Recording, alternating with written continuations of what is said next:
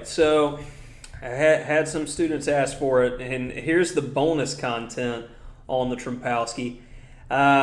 We got we're going to the Wayback Machine here, back to 2006. I was a senior in high school, rated 1900, and this was my first rated win against a master in tournament play, and it was with the Trompowsky. Let's go ahead and investigate. And as we've seen, knight e4 can be interesting with c5, and after queen b6, a bishop c1, and he went g6, and went for a line that was not covered in the notes, but you know it kind of transposes into some of the more passive lines for black. Knight f6. Well, after Kiki, we get the big center, and now we go for this wonderful Benoni knight. And another memory marker from the series is, once we get our Benoni knight, we need to secure him there. So a4. And I thought, an idea could be like to play bishop a6 to try to get rid of the well-placed knight. But probably white goes along with a plan like I could have in the game with knight h3, knight f2, and just try to play for a break. Play queen d2, and here I already show my intent to go all out and attack with bishop h6, but it definitely should be considered this knight h3 idea with knight f2, bishop e2. And I mean, if he plays this way, like, you can get in knight a5, but if he waits around, I mean, say rook b8 or something. I mean, what I'm going for in the long term, I can play h3, f4, and really play for e5 in the break. This is a solid way to play. You can even throw in moves like c3 and or just shore up the long diagonal. You can really just chill in the position, but. Younger Brian wanted to attack, so he attacked. Bishop h6, and grab. Knight e2, getting some development. So, I want to attack, so I'm going to attack. Tickle on the knight. Knight a5 is definitely something that should be considered again, but knight e3. And here,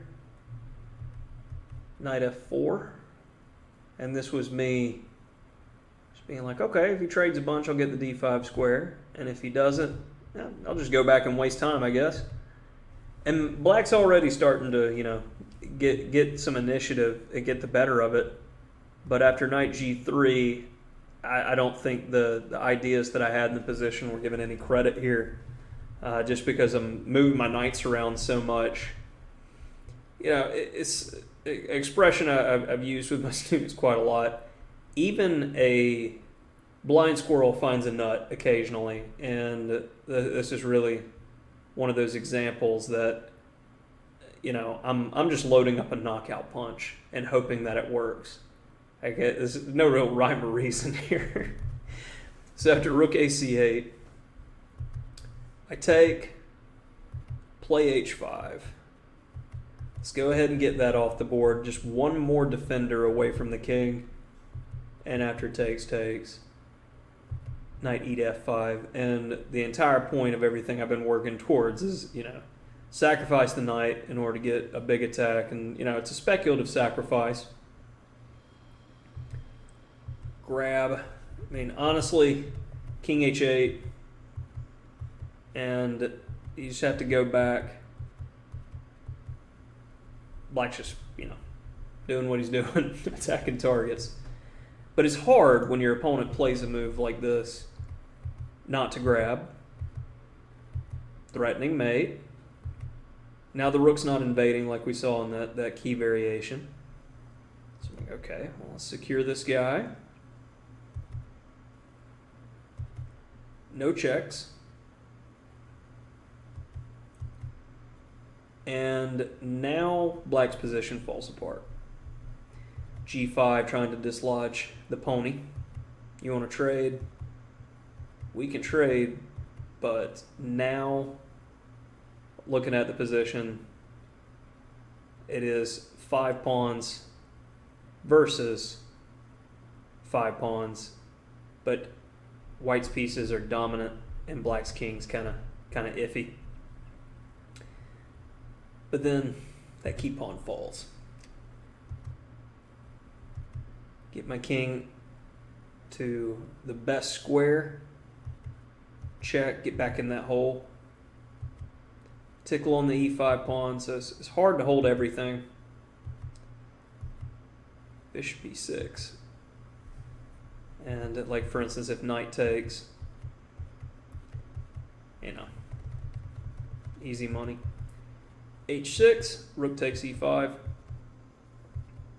And after knight f5 check, my opponent didn't want to call it quits yet, which understandably I was much lower rated and he was still trying. No shame in that.